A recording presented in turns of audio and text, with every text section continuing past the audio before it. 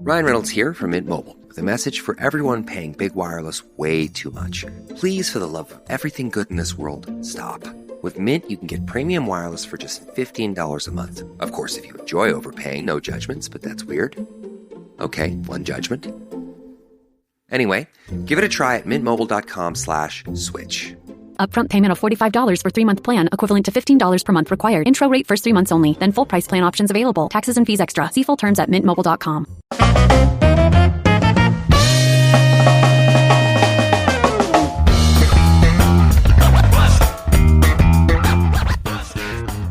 Hello, I am Joel McLeod, and welcome to the 905er.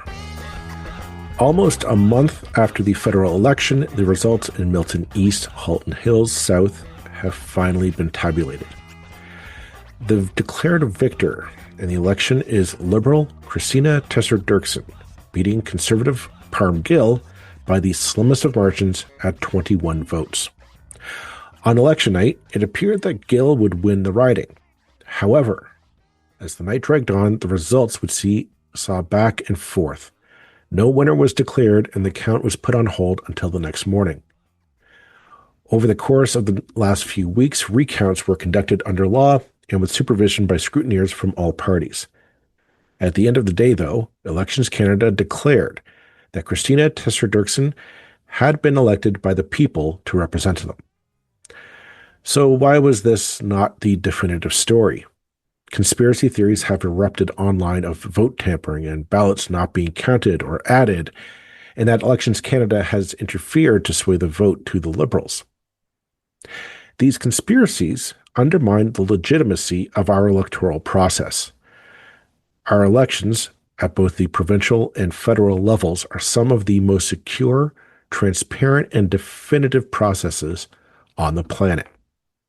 You may not like the person representing you in the government, but you cannot deny that they are elected lawfully. That's democracy. So, to get to the bottom of what happened in Milton and what's in store for Milton's newest MP, I asked friend of the podcast, Laura Steiner, to come on and talk. Laura is a local journalist with the Milton Reporter, who covers all things Milton and followed this story as it unfolded. Links to Laura's work are in our show notes. Have a listen.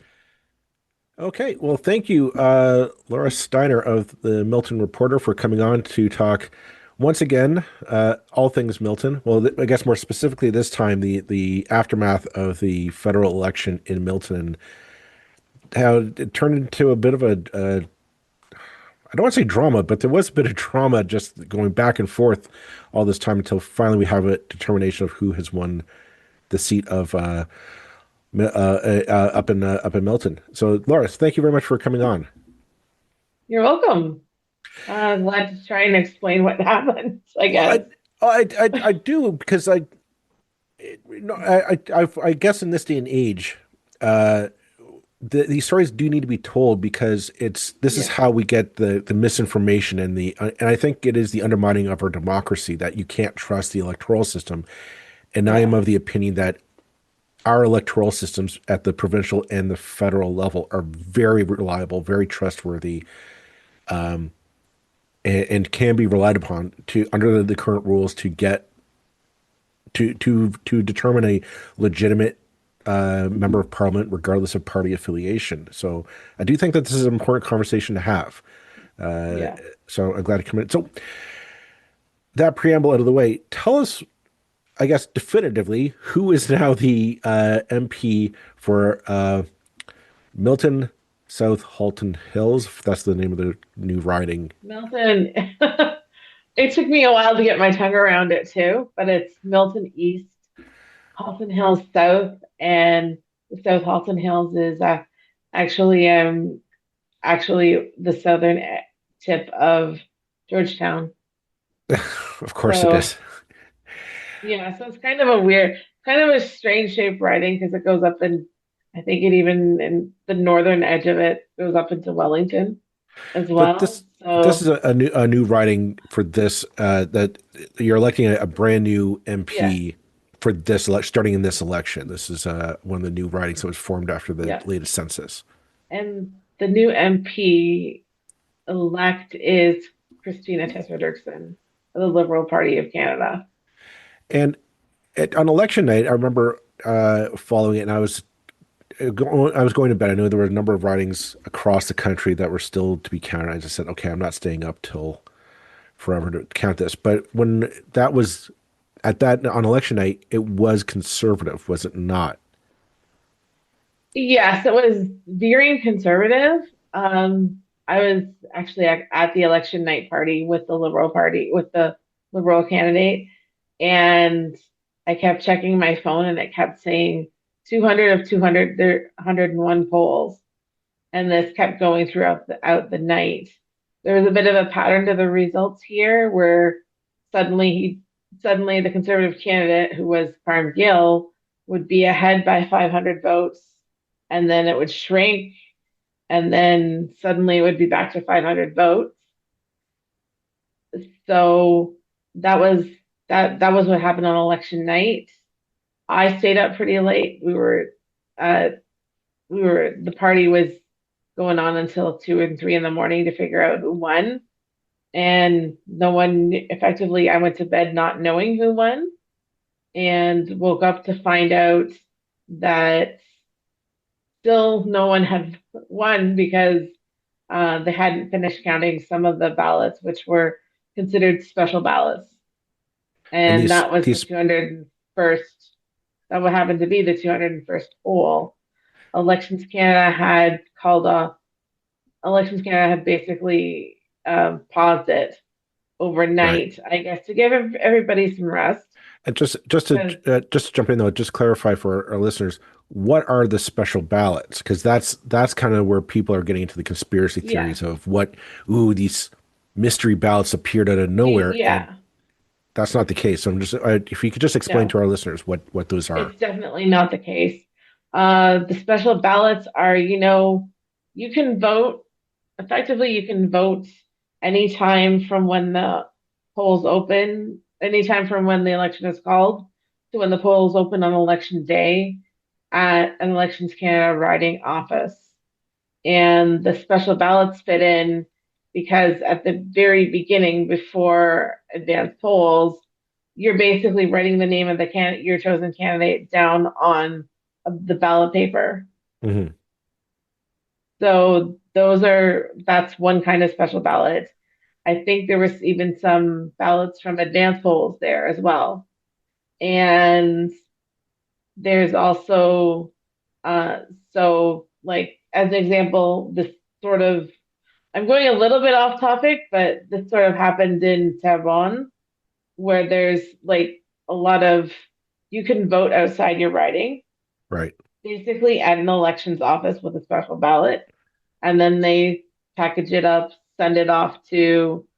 um, send it off to your riding's election office, and that's where your um, ballot counts as well. It doesn't count at if let's say if let's say you're staying out in Nova Scotia, your Right. home riding is Milton, go to your home, go to the election office, and you can effectively vote for a Milton candidate, and they package up your ballot and send it back And these are to also Milton. used like if you're in the military serving overseas, Yeah, but you live and that in too. Milton, or if you're a Canadian citizen who happens to be overseas when the election is called, you can mail in these ballots. And I have done a special ballot in a previous election, which is surprise like it makes you feel very secure. Like you walk in and they say, okay, here's a list of all the candidates that are authorized to run in the riding.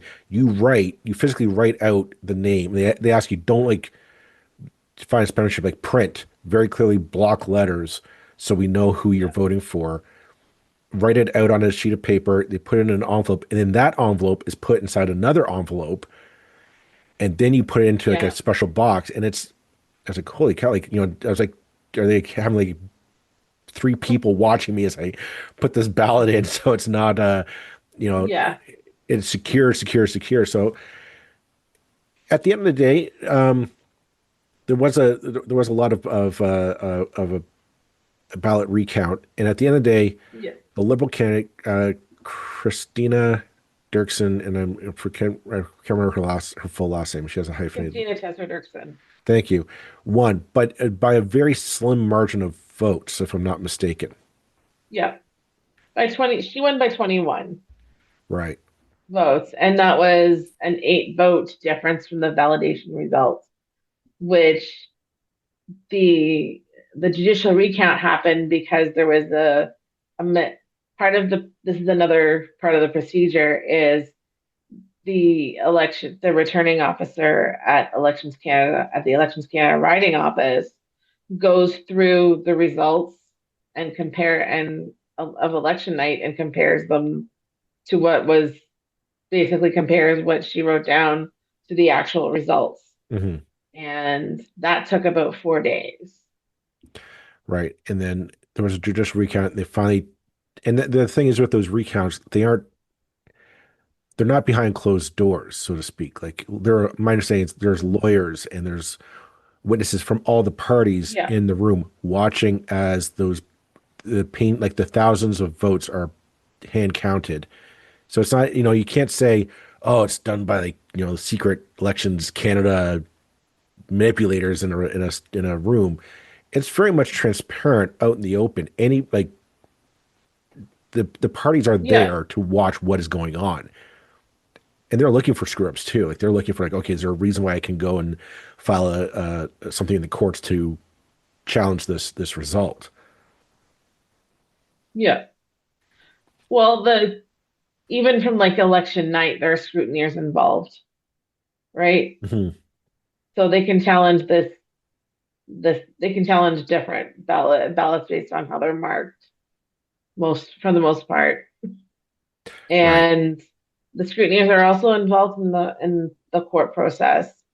I just don't think per se it's not really it's public in one sense because there's everybody watching it, but in another sense, like I can't go as a reporter and report on Right. it because it's the nature, my sense, at least that's my sense, because it's like the nature of what's going on. It's the secrecy of the ballot. It's the anonymity of the vote. Right. But I guess but at the end of the day, though, a it's not closed off to only kind of insiders as the conspiracy theorists No. want to frame it as. I mean, these are party lawyers who are actively looking for a reason to challenge something Yeah. in the court of law, like, and so the pressures there, like, you have to get this right, and if you make Yeah. a decision, it's got to be something that a lawyer can say, yeah, I can't challenge that in a court of law. No judge is going to reasonably welcome that in. No. Um, so now that all the dust is settled, we now have a liberal MP for Milton.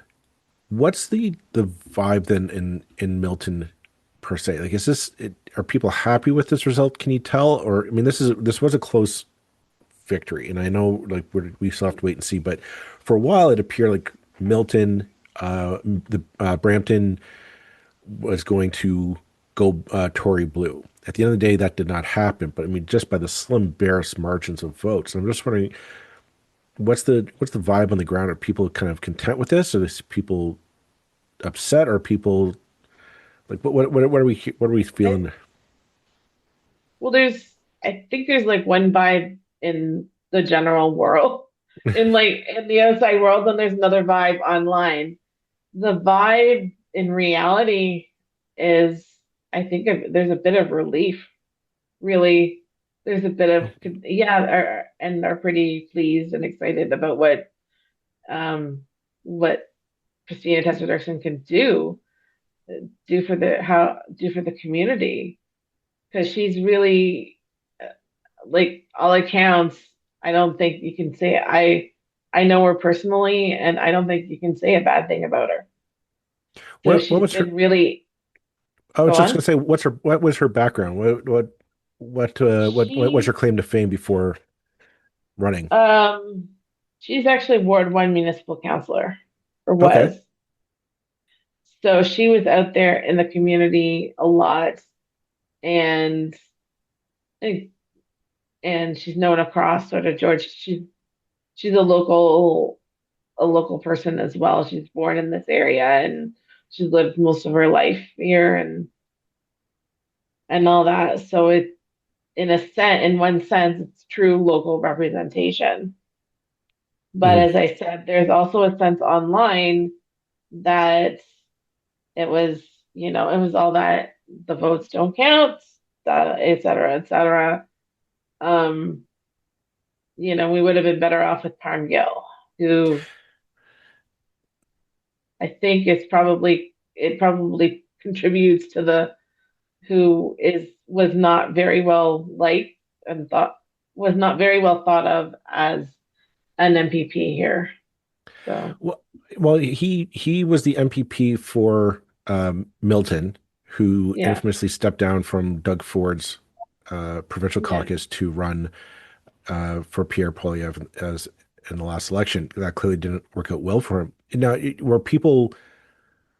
Uh, I guess my question is like, what were the people's response to that? Because my understanding was some people found it to be a little bit of an opportunistic play on his part because at the time Pierre had this massive 20-point lead in the polls and it looked like it was going to be a conservative supermajority and he was just going to walk into Ottawa as Milton's MP. That clearly didn't turn out. And I'm wondering, what did that play a factor into people not jumping on the Parm Gill bandwagon? Um, Possibly. It's likely, but it is like you pointed out a couple minutes ago, it was the slimmest of margins. Hmm. Like I don't you can't get much smaller than 21 votes to be Well, to be honest. So Terrebonne and yeah, Quebec with one. other than Tavon with like one or a tie, Hmm. it's I think the jury's still out on that one. Right. But he wasn't very well liked, and during the campaign, I sort of like we ended up myself and my colleagues over at Village Media kind of there was one day where we ended up tag teaming him almost. They did a story about there was a lot about signs like more malicious than usual. Hmm.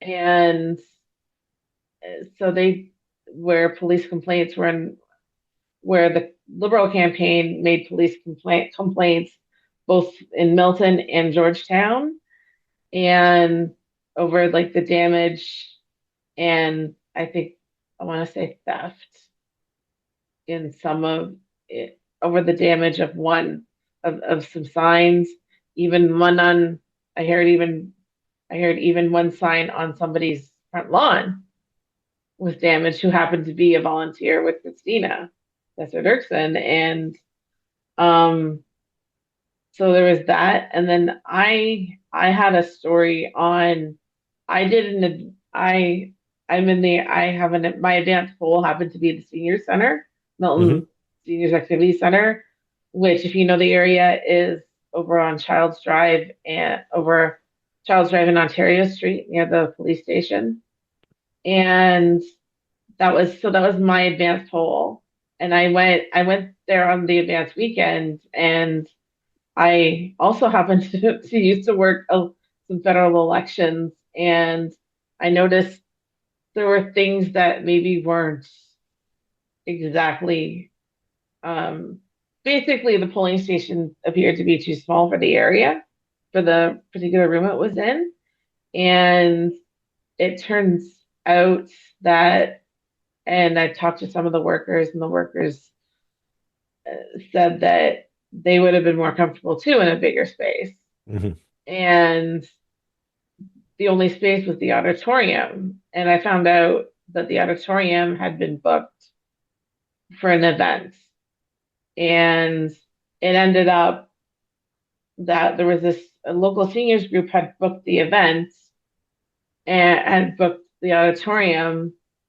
And both conservative candidates, there's neighboring Milton West, North Burlington, as well as Milton East, were at were invited to this event, and I have sources that could put them on stage talking about the federal election. and This asking was for support and this was from the on conservatives. election day. This was on advanced poll Oh, day. okay, okay. This was on the whole Easter weekend. The East, the so election. There was a complaint lodged with Elections Canada about it, because it was almost influencing the vote, because you had the Well, my auditorium where this was at the front of the building, and you just walk down the hallway, mhm. and there were the polling station in the cafeteria. Well, my if my recollection states you're not allowed to do any direct campaigning on those advanced polling days. Those days are reserved for pulling out, getting your vote out to the polls. Or am I mistaken on the rules? It's I think you can campaign on advanced polling days, but you can't campaign on a prem on a Right, at a building where there happens to be a federal election poll, right. like active voting going on. That's So, that's sort of what were that's the viewed as influence that's right? potentially influencing the vote, so to speak. So, what was the response from Parm Gill's campaign on those accusations? Um, that the event was booked before the election happened, Well, which could be, but well, it's yeah, no doubt it was because you know where. I mean, it was, but the fact is, he still took to the microphone to say, "Come, come vote for me." Like he didn't have to step up on the stage. you know. So I So don't know what happened. He's just kind of yeah, fair enough. so that was The kind of I was surprised at that. And apparently, like I checked with the town. I checked around. There was this one group. The group is the Ontario or Milton Seniors Forum, mhm, and almost a lot of people I talked to for that story had never heard of them. And right. apparently, it wasn't listed on the town's website. It wasn't listed on the group's website. So it's kind of uh, something something odd obviously is going on. So So if that's so, when my red flag kind of goes up, and I see those kind of strange groups appearing, all of a sudden they always just come out of the woodwork during campaigns, but they have no other uh, uh, presence outside of a writ period. Is how, yeah, in your mind, how important is Milton then for the Conservatives to win, to make an inroads into Milton, Halton, uh, and I guess the neighboring ridings? how important is it? I would say it was very important. Adam, under the old the former riding, it was the riding of Milton, and Adam was a pretty capable was a pretty solid NP for us. Hmm. So you already sort of had that liberal brand going into this campaign, Hmm. and um, I think probably the conservatives to grab it would have been a pretty big get. So what's the holdup But for? Oh, I was just gonna think like the 905. I thought that the Conservatives were going to make some inroads in Milton, Peel, and definitely north, in the north of the 905. That didn't really happen this election. The 905 kind of stayed liberal red. What? Why do you think that is like? Was that purely just Mark Carney's presence on the campaign trail? Because before this election, we were all facing the idea was just going to be totally Tory blue all the way through. yeah, And then that just stopped dead it looks like that just got stopped dead in the water. Is that entirely on Mark Carney, or is there something else that my thoughts were like maybe that support was kind of like water thin?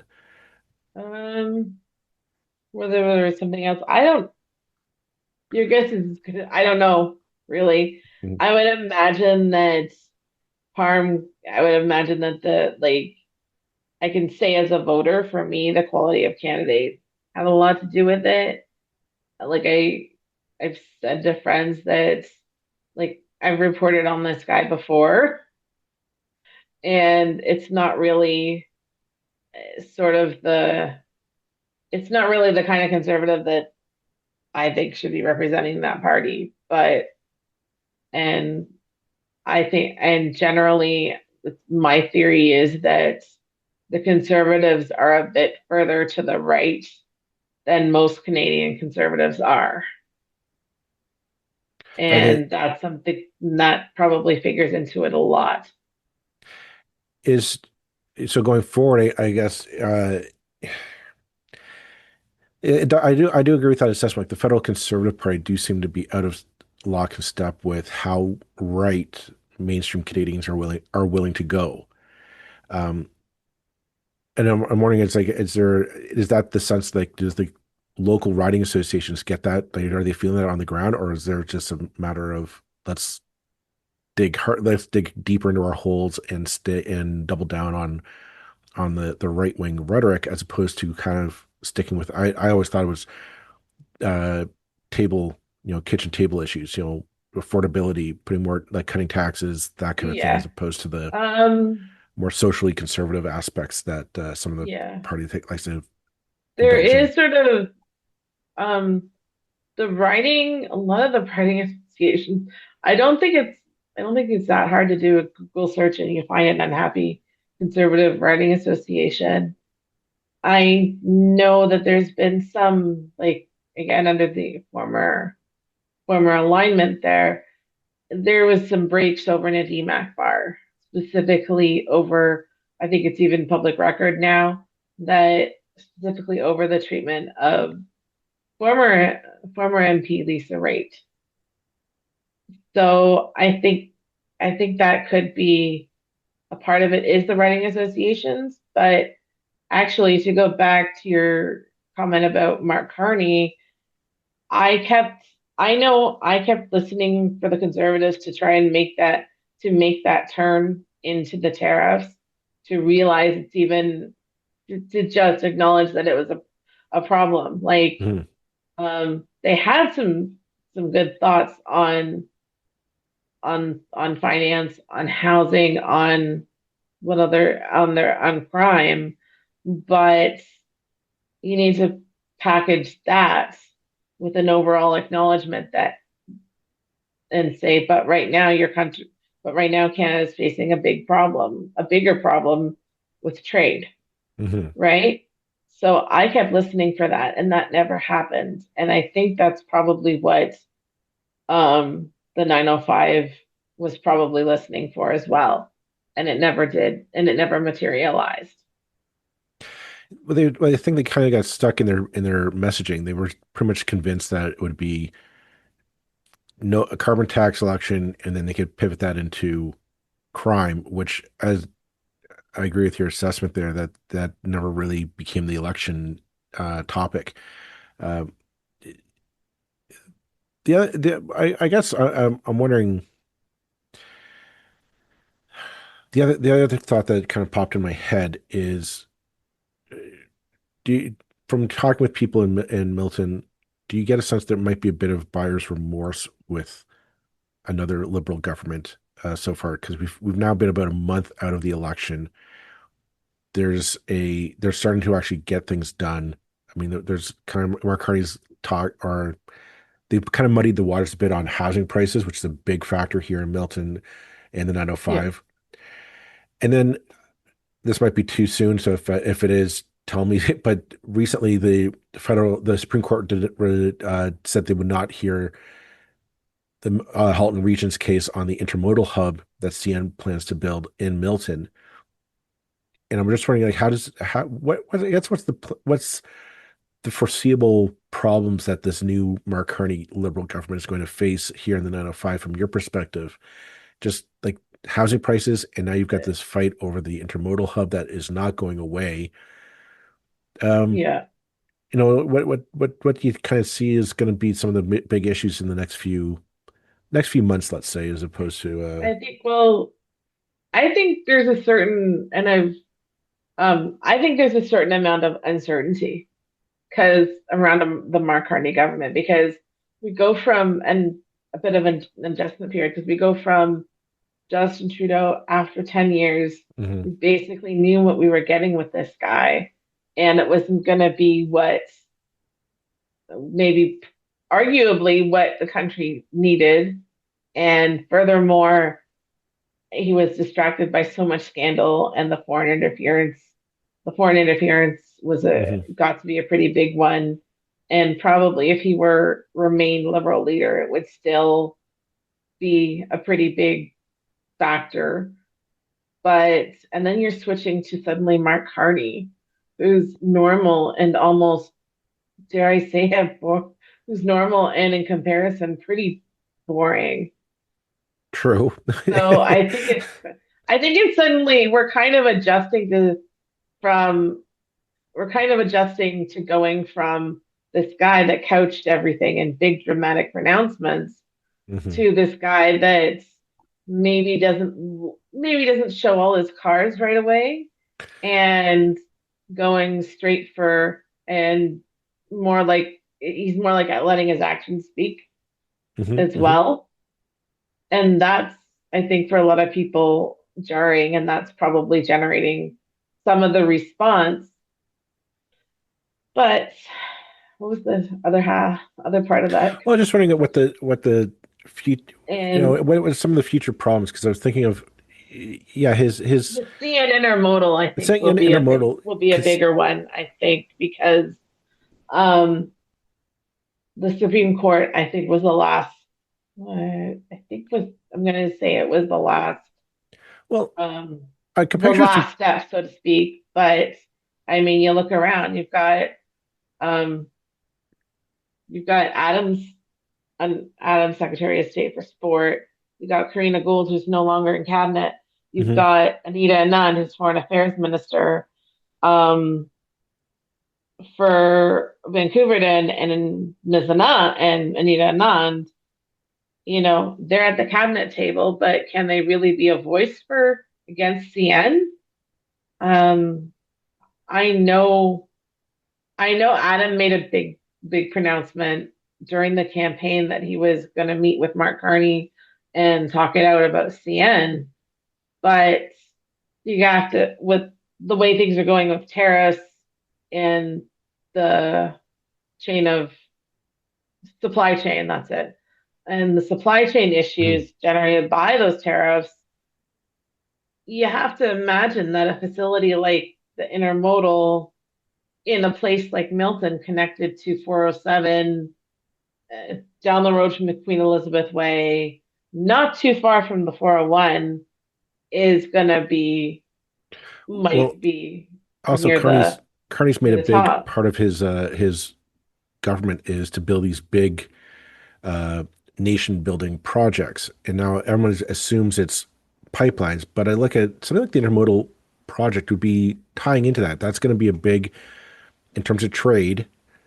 The idea is all the shops and stuff around the 905 drive their trucks up to the intermodal, puts it on a train, and it gets shipped out to Quebec or out west to be sold. Yeah. That's gonna like that seems like part and parcel for what Mark Carney is envisioning, I'm presuming, for Canada and kind of where the 905 fits into it. And my thoughts are we voted in this liberal government again, and I'm wondering if people there's going to be a bit of a fight. I'm thinking there's a couple of fights that I think Justin Trudeau put off for too long, and Mark Carney's going to have to fight them. One is this intermodal hub specifically. The other is housing Yeah. prices. I do think housing prices at some point in the 905 have to start coming down, and he's got to pick a fight with Doug Ford at the provincial level to say, how are we going to get all these buildings done? Do you can you do you see what I'm talking about, or am I just kind of Yeah. picture in my head? I'm picturing a lot What of do you think? conflict the next. Housing, obviously housing and business. Right. I don't see how this Yeah.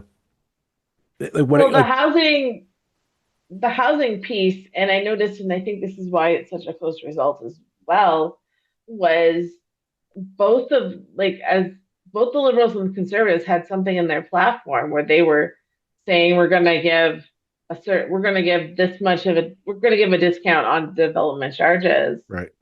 And I thought, how is that even possible? Because um, it's two levels of government below the federal government. And in most provinces, I know in Ontario, from the Milton example, that um, they rely on development charges um, are a valid source of revenue for the Right. municipalities. And the province has already interfered enough by changing how and when they're charged. Like I think it's either like day either the day they start building or the day they sign the papers or something. I think whichever is lower. Hmm. So that's a cut. That's a cut to municipal revenues. So I don't know how the federal government, and this would be true of a conservative government as well. I don't know how they can tie things to municipalities like that. Well, my question was always, at what point does the province tell Ottawa stay out of our jurisdiction? I mean, the municipalities are entirely creatures of the province, and the province is what can come in and say, okay, we'll change how you raise revenue. Right now, it's all property tax, but the province could say we could change that. We say you, I don't know, you can have an income tax at the municipal level. I'm not saying that that's a good idea. I'm just saying the province could institute Yeah. that. But for the federal government to come and say, well, we'll pay the development charge bill or whatever the case may be, Yeah. like that. I just know like the province doesn't like Doug Ford wants to have all the power over natural resource development, which is good, but then you're going to give up the power over how municipalities grow and operate to the federal level. Like it's one of those things like, again, I just picture a fight coming at some point with Ottawa saying, Yeah. or Queen's Park saying, Ottawa, stay out of our neighborhood. Like literally stay out of our neighborhoods. But, at the end of the day, does that get housing built? At the end of the day, probably, I'm going to say probably, I don't know. It's probably 50-50 because some of these developments going up here in Milton, I can actually look out my office window and maybe or my kitchen window and see like the tip of a condo building built at Darien, Ontario. Some of these buildings were actually approved about 6 years ago. Hmm. So it might it might get building done because the approval processes have been so slow. But then once everything catches up to itself, then it's probably going to slow right down. And I think there's also a certain element of, of people starting to slowly realize that those condos, as a friend of mine calls them, like metal metal boxes in the sky, so to speak, are not the best place to be raising a family, Well, and the demand might go, the demand might be for more like larger units that can accommodate a family. that's the idea of like that missing middle, right? That Yeah. the middle density that I mean, the talk of like a fourplex building being built in neighborhoods that Ford is adamantly opposed to might be what the secret is to allow a new family move in there, raise the kids for a bit, and then move into an actual, as they say in the tech world, level up as Mhm. you go. The I before I let you go, there was one question. What's the how do with the at the provincial level there are conservative MPPs, liberal MPs. I'm wondering how is that relationship working so far to get things done for Milton? Is it an amicable relationship, or are we looking at? Here, I I think it's amicable. I think it's going to be pretty amicable for a bit because well, the current MPP was is a former counselor, Right. and I think much has been said and made of the fact that the guy used to be liberal as well. So, so I think there's some some crossover on that. I'm curious to see how that relationship unfolds because I'm making a prediction, folks, is that over the next year or so, we're going to see these two governments butt heads over something important. I'm thinking particularly on the housing file here in the 905. Yeah. And I'd be curious to see how that relationship unfolds. If that's going to be a relationship that kind of helps keep the two levels of government working together, or if it kind of disintegrates and becomes something ugly. I don't know. Yeah, on that side of it though, I think maybe we should watch Cabinet a little bit because um they left some pretty notable names off their list. Bill Blair is out Hmm. as defense minister. And Nate Smith, who apparently there's reports that he was preparing, he was he thought he was going to get a cabinet post, but didn't. And those are sort of 416 905 names that are now out. I wonder if on purpose some people were held, Karina Gould as well. I wonder if some of those names were actually held back for a bench strength so that in case he needs to make a change, and some of those ministers have been in there a while, Hmm.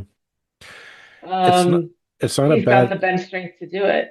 So, Well, I questioned the and that would it's the not a fighting over it too. it's So, not a bad theory. I do question his judgment on Counter. I did kind of scratch my head at and say, okay, that was a choice.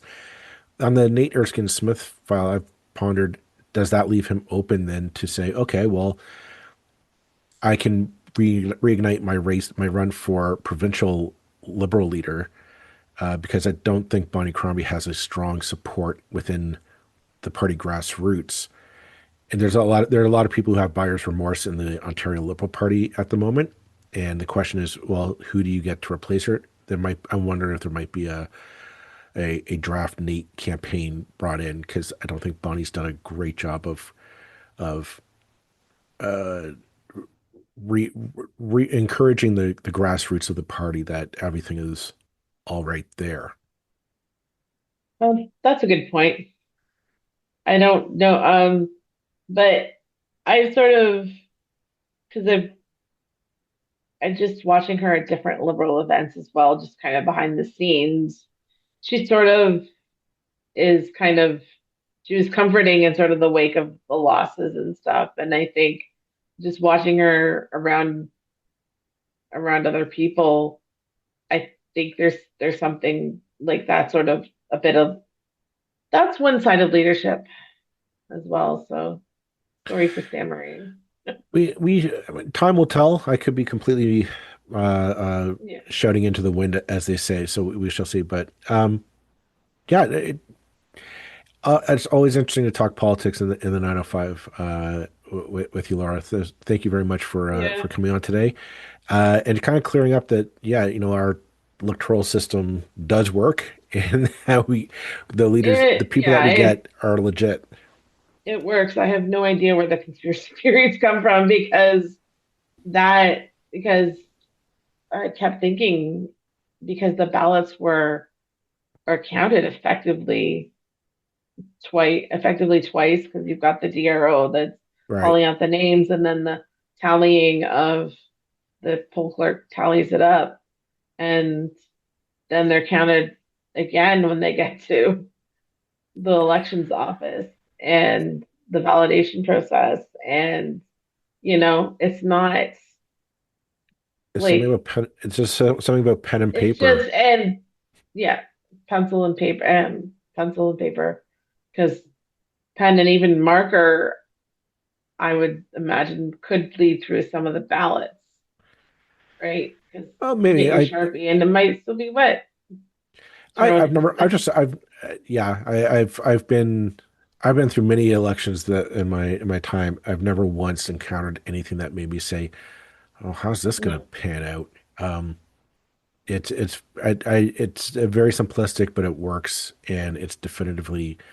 Um, I think it's just definitively like it counts. We can rest easy that the person who is representing us is the person that the people chose.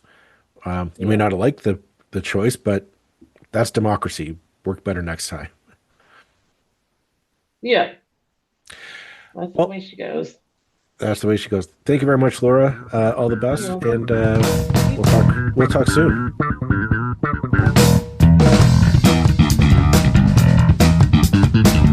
That's it for this episode of the 905er. Thank you for listening. As always, you can send us your feedback, thoughts, and concerns or ideas for future episodes to our email, info@905er.ca. We'd love to hear from you. You can help us keep the 905er going by financially supporting us through Patreon as well as PayPal. Visit us at 905er.ca and click on the support tab. As well, links are in the show notes for your convenience. Lastly, you can find us on social media. Search for _905er on Facebook, Twitter, Instagram, and LinkedIn. So long for now. See you next time.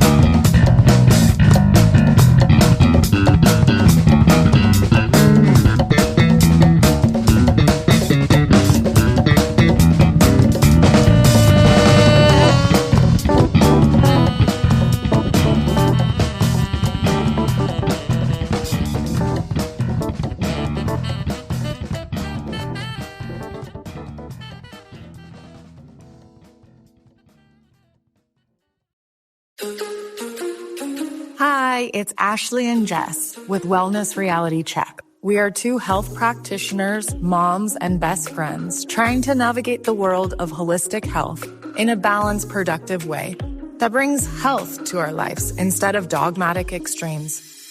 We'll be breaking down health trends, interviewing your favorite health influencers, and always keeping it real. We hope this podcast brings listeners back down to earth, providing a dose of reality in the often idealized world of health and wellness.